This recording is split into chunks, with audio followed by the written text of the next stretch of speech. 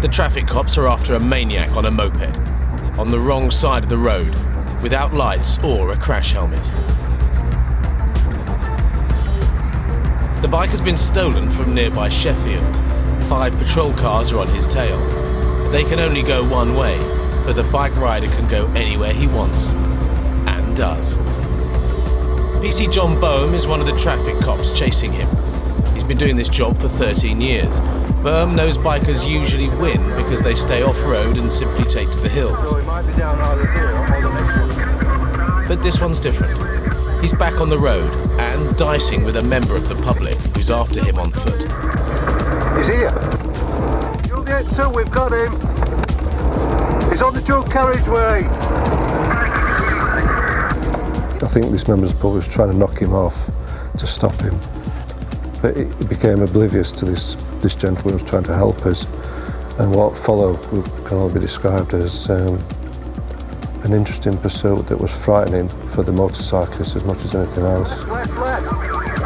He's doing a left. Speed is not an issue in this chase, but recklessness and extreme danger are. We've always got to bear in mind when we are pursuing motorcyclists that they are more vulnerable than the motorist. They're almost on the lines of a pedestrian in vulnerability to injuries. It doesn't take much for it to go wrong, and it could be catastrophic. Other traffic cops are closing in, but usual weapons, like the stinger, can't be used. You can't sting motorcycles for obvious safety reasons. You take the tyres out, that's it. What we aim to do is to follow them, basically, at a safe distance. Plus you can keep other members of the public aware that we are there. If they've got no lights on, they've got dark clothing on, they're not going to see them, but they'll see the traffic car with the siren and the blue lights flashing. I'm going to give him a nudge. This is when he should come here.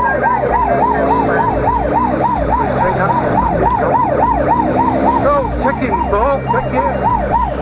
But in the centre of town, flashing blue lights aren't much help. The traffic cops need to come up with some ideas, fast.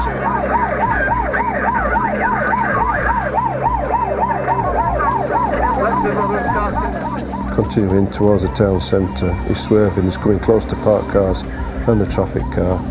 And he goes straight across another red light. You've got pedestrians on the left here. The idea is to use the patrol car to slow the biker down and then eventually force him off the road. To block him. It isn't working out.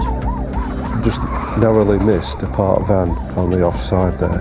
At this point he then enters onto the pedestrian precinct. He's actually come into contact with the offside of the traffic car at that point, bounced off it, got his feet down, and then got his balance back up and then accelerated away through the shopping precinct, where he reaches up to 37 miles an hour. People are in the precinct and the traffic cops know they have to get ahead of the bike again.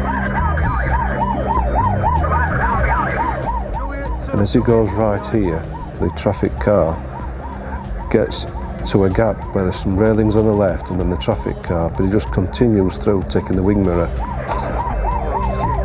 Amazingly, the brush with the patrol car hasn't unseated the biker, but it has put him off.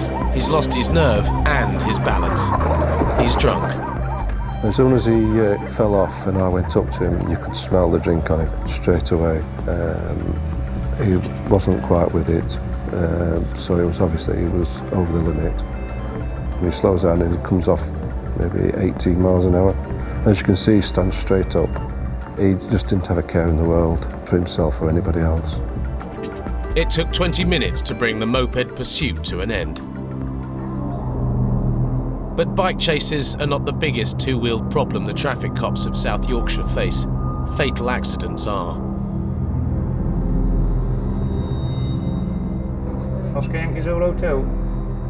Yes, it's looking like a serious accident at Arksey Lane at Bentley. In Doncaster, news is coming in of a bad crash involving a biker.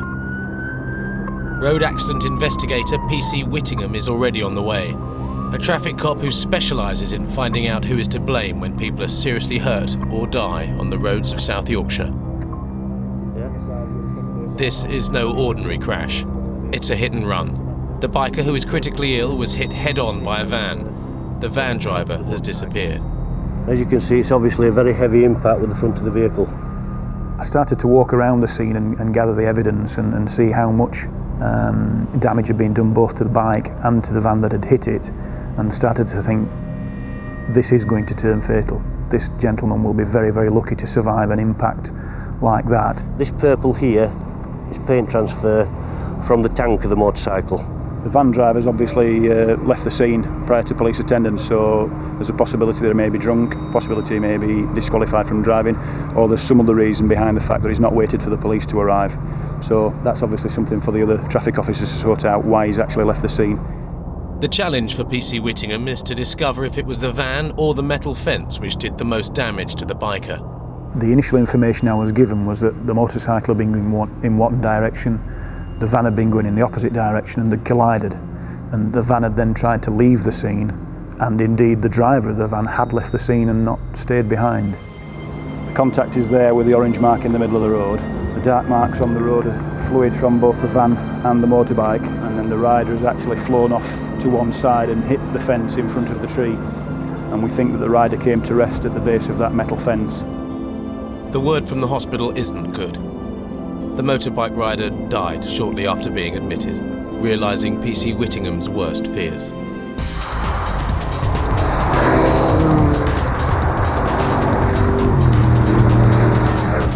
Too many bikers are being killed in Yorkshire.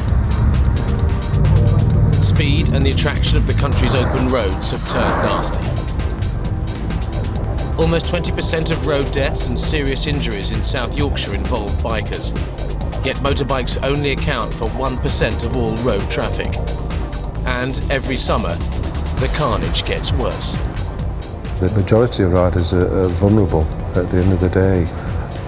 They are the younger end, you know, they get the bike, they get the leathers, and off they go. And they open the throttle up and see how fast they'll go and see how it handles. But you never know what's round the corner. It's not only corners that kill. Outside Doncaster, in the countryside, another biker's died on a stretch of straight road. Crash detective PC Whittingham is on the way. Being a traffic cop is not his only qualification for this line of work. He used to be a motor mechanic, so is able to tell a mechanical failure from a fatal driver error. You tend to find that Doncaster is locally known as the flatlands because there are no hills at all, and it tends to encourage the kind of motorcycling and driving that isn't particularly brilliant, because the roads are so flat and straight that it encourages you to exceed the speed limits.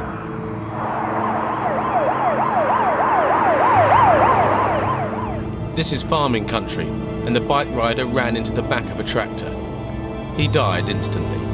But was it a straightforward accident, or must someone take the blame? Whittingham's investigation will be painstaking and officially published. An accident is something that lasts the mere twinkling of an eye. It's something that is in the region of sort of 120 to 200 milliseconds of time from the start to the finish of the actual incident. So you need to be able to sort of compartmentalise every segment of the accident and understand each individual piece. It's all a very, very big jigsaw puzzle, and you need to be able to understand how it goes together and then write about how it goes together. Scenes of crime are going to be the longest taking their photos.